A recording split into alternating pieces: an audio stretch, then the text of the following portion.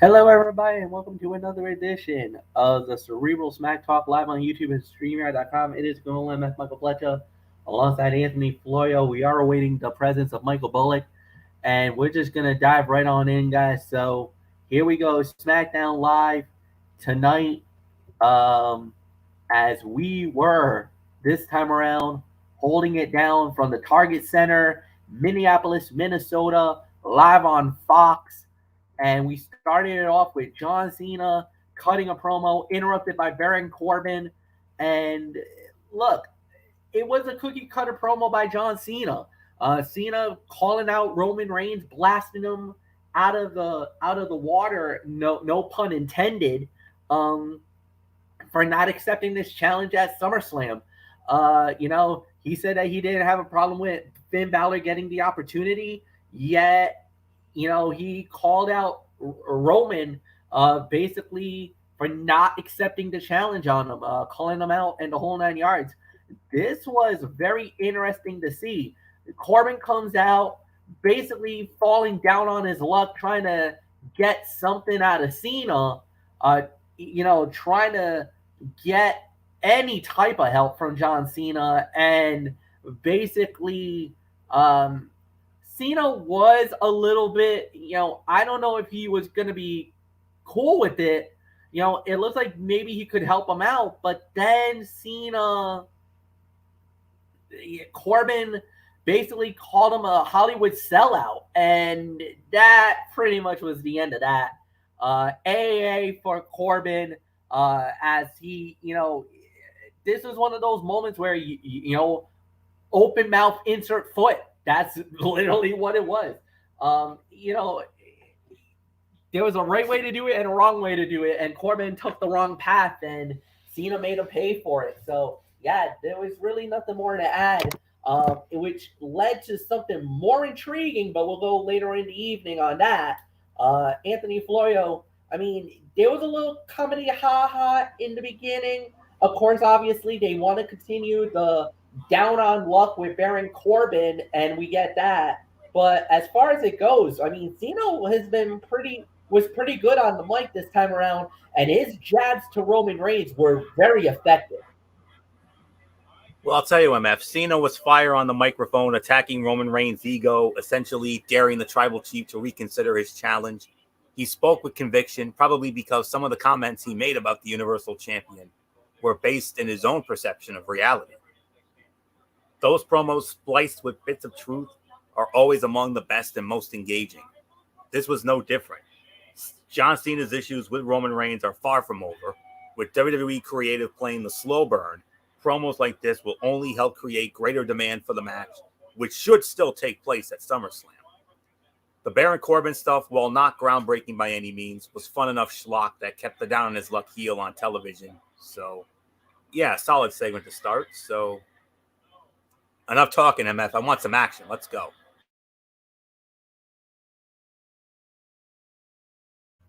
All right. Well said. Okay, I got you.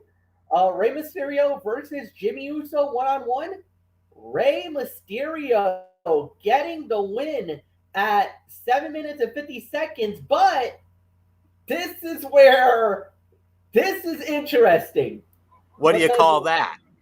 hey, what's good for the goose is good for the gander there, Florio. You should know this. The Usos finding a way to get a win through the back door a couple of times. This time around, Rey Mysterio gives them a dose of their own medicine, finding a way, getting a victory through the back door. Hey, anything, you know how that goes, Florio. What's good for the goose is good for the gander. Florio, it's yours. 7 minutes and how long? 750. 750. All right. You're going to call that a clean win, I suppose, right? Off after the after what the Usos has been doing for the last few weeks, absolutely. Of course. But yeah, yeah. This. Oh, don't worry. I got plenty more of that. I got plenty more of that shtick to come. But first, let me get into my thoughts on the match. 2.5 stars, maybe teetering on 2 3/4 of a star, maybe even 3. But Rey Mysterio and Uso are good enough that they will never have a bad match. They are as consistent and steadily good as anyone, and that was on full display here. More so than the match were two developments involving Dominic Mysterio. Interfering in the closing moments and assisting Ray with the pin, just like Jimmy and Jay have done numerous times for each other, was a great touch. It plays up previously established spots in the feud while escalating it by way of the babyface victory. More importantly is the potential long-reaching storyline potential. Ray calling his son a rookie and suggesting he watch him closely, then reiterating it during the match itself, plants the seeds for a potentially overconfident Dominic to turn on him. If that is indeed the long-term goal, this could prove a banner night in the professional life of the young third-generation star. But oh yes, when it comes to that finish, I mean, oh boy, as I was watching it, MF and I didn't have any chatter or anything. We don't really do that anymore because MF has work commitments and all that, and fine, whatever. But if we did, oh boy, I would have gone major Jesse mode on this. Major Jesse mode on this. I mean, you already saw one instance. You know, we pulled out another one of our WrestleMania 6 favorites. You're going to call that a clean win, I suppose, bit. And then I also would have gone a little further back. I would have probably gone Royal Rumble 89 with Hacksaw Jim Duggan. Now, what do you call that? And then MF could probably say, I call that Hitman, ingenuity, cleverness. Yeah, and I would have been like, I call that cheating and a flagrant cheating and all that good stuff. Oh, boy, we would have had a hell of a lot of fun on this. Oh, yeah. I would call that ingenuity. I would call that intelligence. I would call that taking what you are given in the given situation. Yeah, and I would have said, and then I would have said, what do you call that? And I would have said, I call that cheating. I call it flagrant breaking of the rules. And I also said, and it's the only way Ray would have won. Give the assist to that punk kid of his. But oh boy, we would have had oh boy. That's all there is to say on that. So I will give this somewhere between 2 3/4 to 3 stars for the effort. So it got pressed for time, I think, but if these guys had like 15 minutes or so MF, they could have put on a banger of a match. They really could have, but unfortunately, they got pressed for time. So 2 3/4, 3 stars. MF, all funny commentary aside, solid match, but just imagine if they had more time. Yeah, solid match, no doubt about it. I think we could have been a lot more better, but it is what it is. We really nothing more to add on that one. So next up we had was Bianca Belair cutting a promo. Now that she is 111 days as the SmackDown Women's Champion, interrupted by Carmella and Zelina Vega. They beat her down, go on a 2-on-1 beatdown, only for the returning Sasha Banks to show up and make the save. Now, this was, you want to talk about a twist. This was definitely a major twist. I really enjoyed it. I thought this was pretty awesome. Nice little segment here. And actually, I think the bigger payoff is that how Sasha came back and did what she did. But it does set up for later in the night and our main event of the evening. But for the most part, great return. I liked it. Anthony, it's yours. Yeah, sets up a big main event tag team matchup. All right. Make no mistake about it. Sasha Banks' return was awesome. Oh, by the way, there a spoiler dirt sheet about this came out. Notice I didn't share it because I didn't want to spoil the surprise. But then again, MF, maybe you came across it. I don't know. But nonetheless, there was a dirt sheet about it. I found it on 411 saying that Sasha was coming back. And I'm like, yeah, I want it to be I don't want to spoil the surprise for anybody. So that's why I didn't share it. Usually I would, But anyways, make no mistake about it. Sasha Banks' return was awesome. She is the best women's wrestler on the main roster, and her presence will only help bolster the SmackDown brand star power and women's division's work rate. She will also provide Belair a credible opponent come SummerSlam, assuming that's the direction WWE heads. what took the rating for this down a peg was the idea that Carmella or Zelina Vega would even remotely be deserving of a title opportunity. One has lost 2 consecutive decisive matches to Belair in the last 2 weeks previously. The other has yet to win since returning. In what universe would anyone believe them to be valid contenders? That's no knock on the performers themselves, only on a creative process that oftentimes overlooks details like that. Makes no sense. But other than that, great segment, great moment for the boss. Another MF, Corey, and Sean. And then a what? And then MF be like, wait a minute. And then you're like, oh my God, it's boss time. Yes. And you're like, yes, let's go. MF, I had you like Pat McAfee during this. Because I know how very happy you were to see the boss back. And as you and your boy JR would always say, business has picked up in the SmackDown women's division. Ain't that right? Oh yeah, without a doubt, and a great return, shocking return for Sasha Banks, but it was awesome. I really enjoyed it. Nothing more to say. Definitely set it up for the big main event of the evening. Then we go on to see Reggie, no longer Reginald, now being known as Reggie, going up against Chad Gable for the 24/7 title. Reggie wins the match in 1:40 because Otis attacked him. I mean, this, you know what? It's 24/7. I get it.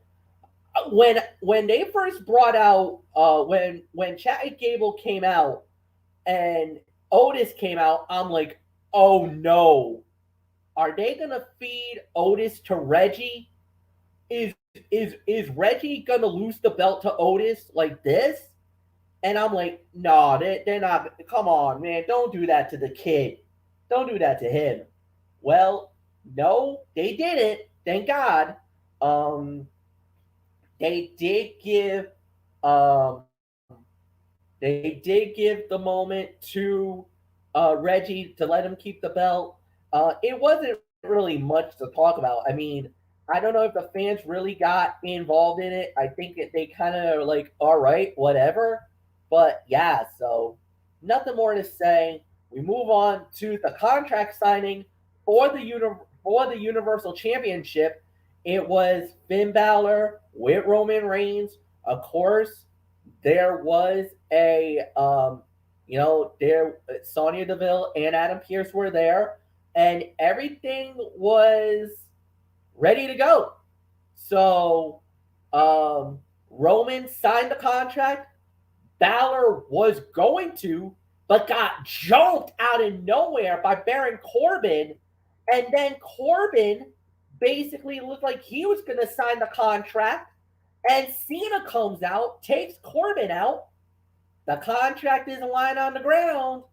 Next thing you know, Cena picks it up, puts his name on marker, and then in a backstage segment, Adam Pearce and Sonya Deville told Paul Heyman, it is official. John Cena versus Roman Reigns at SummerSlam. The Universal title is on the line. Well, WWE gets their payoff. The world gets the match they wanted all along. Cena and Roman in Vegas at Allegiant. It's done. The ink is dry, or permanent marker is dried on that contract. You can't stop it now. 3 weeks from tomorrow night, the title will be on the line. Now, I really was very shocked at the way that, we knew we were going to get it eventually. We just didn't know how we were going to get there. But if you're Balor, you got a gripe. You got a very big gripe to say. First you got to deal with Corbin. Obviously, they've set it up. Corbin versus Balor next week. That's been confirmed. But this is very interesting because now you can legitimately say, if you're Finn Balor, you can challenge whoever wins that title match. Now you can go after Roman or Cena, whoever gets the belt, and maybe challenge them there. But then you also got another problem. You got also Seth Rollins and Edge, and them two, even though they're facing each other off at SummerSlam, they also have a gripe and a claimant and a claim to the Universal title. So the Universal title picture has gotten very murky this week on SmackDown. Cena signed it, so he's get the shot at SummerSlam. But if Roman goes by, he's got 4 challengers that can lay claim to being the next guy for the Universal title. Where you got Balor, yeah, you can say Corbin, even though I think a lot of people are saying Corbin doesn't deserve it. Edge and Seth Rollins. Anthony Florio, the plot has thickened on SmackDown. I mean, this thing for the Universal title, oh my goodness. What a night. Yeah. This was the segment of the night here. Because of all the excitement here. But I got some bones to pick here. So Finn Balor appears to be in the hunt for the top title on SmackDown, only to be discarded and tossed aside literally by Baron Corbin. No wonder he never achieved the momentum on the main roster that he did in NXT. And since when did championship contracts get passed around like a mid-card comedy title? WWE is out here booking contract signings like the 24/7 title, and while that might make them more interesting than usual, why the hell wasn't Akira Tozawa out there cashing his ticket to SummerSlam, for goodness sakes? But all kidding aside, and little mini rant aside, John Cena versus Roman Reigns was the match that WWE needed for SummerSlam, and we finally got it. That's great. But one cannot help but wish, including myself, I cannot help but wish it could have been accomplished without hurting Finn Balor's credibility or stature in the process. The biggest revelation, though, is just how well this Baron Corbin character is working. When it picked up the contract and motioned to his pants pocket for a pen, the crowd was totally ready for him to sign and reverse his fortunes.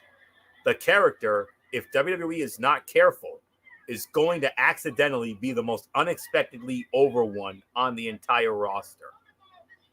So I think we may need to keep an eye on him.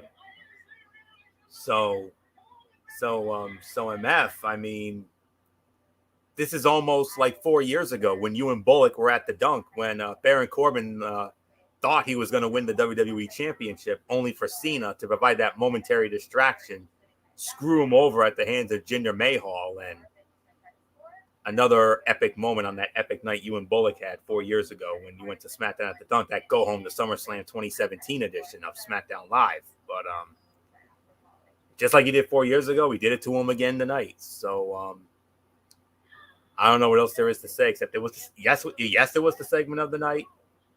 I'm thrilled that we got the match. I mean, that's the match we all wanted. I mean, the dirt sheets have been shoved. I don't know how many dirt sheets about this have been shoved down our throats for the last, several months now.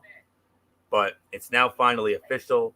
But MF, the only problem I have with this is Finn Balor ended up looking like a doofus during this. And I got a problem with that. Because when he won the inaugural Universal Championship, he was a Raw guy. And he had to give it up 24 hours later because of an injury that he suffered in that match. He never really lost the title. Yes, he's had a couple chances to regain it. Most recently, Royal Rumble 2019 against Brock Lesnar. But I don't know. I do hope he gets another run with that. I mean, we've seen what he did in NXT. Those 2 NXT title runs showed that he is capable of being a top guy and being a face of a brand. So That's my only problem with it. But other than that, though, MF, what a main event. I mean, this could be the biggest main event of 2021 so far. If Cena and Roman is not the main event, I for one will be beyond shocked. Yeah. No, I think Cena and Roman will be the main event, no doubt about it. And you do bring up a compelling point about what happened to Finn Balor. I think a lot of people are going to say that as well. You're not the only one that feels that way. I think a lot of people feel like that was a horrible thing to do to Finn. And you can say whatever you want to say. I think it was definitely a bad situation, but all in all, it was solid. It was a great segment and everything else. So I think this is going to be very interesting to see. So we're going to go at it down the line. Next up, we had was a six-man tag team match: Big E, Cesaro, and Nakamura versus Robert Roode, Dolph Ziggler, and Apollo Crews. And the face team wins the match in 6 minutes and 25 seconds. And this was interesting because Nakamura um, hit the Kinshasa on Apollo Crews, which, Anthony, can I say it? Can I dare say it? Championship committee moment for the King? Answer: yes. I believe that. I believe that 100%. All right. 2.5 to 2 3/4 of a star. This was a fun, energetic tag team match that could have been predicted by the most novice of fans after last week's lackluster segment. It kept Mr. Money in the Bank Big E at the forefront, gave the suddenly directionless Cesaro something to do, and presented Shinsuke Nakamura, or King Nakamura, as the next threat to Crew's Intercontinental Heavyweight Championship. How do we know this? Because he beat the champion, and that is how WWE books these days, a la Championship Committee moment. Damage the credibility of the champion to set up the next challenger in hopes that the pay-per-view win restores legitimacy. Considering how much of a backseat Crews has taken since WrestleMania, one has to wonder if now is not the time to pull the proverbial trigger and add another championship to Nakamura's already sparkling resume. I mean, we've only seen one instance like this before. Go back to 2006 when Booker, you remember Booker won the King of the Ring. He was King Booker. And then about 2 months later, he won the World Heavyweight Championship from Rey Mysterio, Great American Bash. He was the king and had the World Heavyweight title. Could Nakamura have the king crown, and could he add the Intercontinental Heavyweight Championship to that? He is a former title holder, so who knows? Maybe, and let's not forget him. If it ends up being Nakamura versus Crews for the Intercontinental Heavyweight title at SummerSlam, let's not forget which title has changed hands at SummerSlam more than any other title. The IC title. Yeah, Intercontinental has been a hot potato when it comes to SummerSlam. Especially the early years. Yeah, the early years, that belt, you couldn't even hold that belt. That belt was hopping around like you wouldn't even believe. Honky, Ravishing Rick Rude, Mr. Perfect back-to-back years, Bret Hart. Ask them. So, yeah. We all know that when it comes to WrestleMania, the WWE Championship has changed hands more than any other title in WrestleMania history. I believe 24 times as of this year. The Intercontinental belt, I mean, in the early years of SummerSlam, changed hands more than any other title. And I think it still holds the record to this day, even though we haven't really seen many title changes in recent years. But that's definitely something that we need to think about if this is the direction they're going to go. But nonetheless, 2.5 to 2 3/4 of a star. Nakamura versus Crews. Apparently, that looks like the direction. I think they'll probably do that at SummerSlam in Vegas. So, not much more to say. MF, absolutely spot on. I mean, I don't need to be a silent majority. I'm not going to be a silent majority on this one. This is a championship committee moment, full blown. Yeah, 2.5 stars, no doubt about it. Now we're on to the main event of the evening, as it was the tag team match. Sasha Banks and Bianca Belair versus Zelina Vega and Carmella. Bianca Belair and Sasha Banks wins the match in 8 minutes and 40 seconds as Sasha gets the bank statement on Carmella for the tap out victory. And then after the match, bank statement on Bianca Belair, a full scale attack by the boss as she takes out the EST of WWE. Yeah, I think someone has not forgotten about WrestleMania. So this was expected, but man, the minute she pulled the trigger on it, it was definitely a mixed reaction. But I noticed more cheers for Sasha Banks than boos, Anthony Florio. This was definitely the fight of the night. This was a red hot way to end SmackDown Live. And if you're WWE, you start to think a little bit. Maybe this is the moment for Sasha. Have her win the belt back. Possibly, but what was that time again? 8:40. 8:40. Yeah, by default, this was the fight of the night, even though it wasn't groundbreaking or anything. I'll give it a solid 3 stars for the effort. Sasha Banks showing up, showing out, and still picking up that win despite knowing full well she was about to stab her partner in the back was a great touch. After all, Banks is all business and wants those W's, so obviously winning would trump any potential for revenge on the woman that ended her SmackDown Women's title reign back at WrestleMania. The post-match was great, with her showing the proper amount of intensity as she beat down the EST just an hour after luring her into a false sense of security by saving her from her attackers. Speaking of Carmella and Zelina Vega, they delivered a strong showing and proved that despite questionable booking, they can still perform up to the moment. The eventual Banks-Belair rematch is going to be fire in Las Vegas. The only question now is whether they set the bar impossibly high in Tampa for them to ever realistically match. Come 3 weeks from tomorrow night. So MF, you've heard me say it on this show many of times. What did I think was going to happen for SummerSlam? Who did I say that Bianca was going to be defending against? I told you they were going to save this rematch for this. I told you they would. And I got to give kudos to WWE. They didn't rush into it. You know, we easily could have gotten this at WrestleMania Backlash, but we didn't. They held Sasha off TV. I heard it was because Sasha was, I guess, filming a movie, I guess. Yeah, that's what I heard too. Yeah, Sasha was filming a movie, and that kept her off television for the time being. And if you're gonna do a rematch, if there was ever a time for them to save the rematch, this was the time, and they did it, and they nailed this thing perfectly. And you know it's gonna be SummerSlam.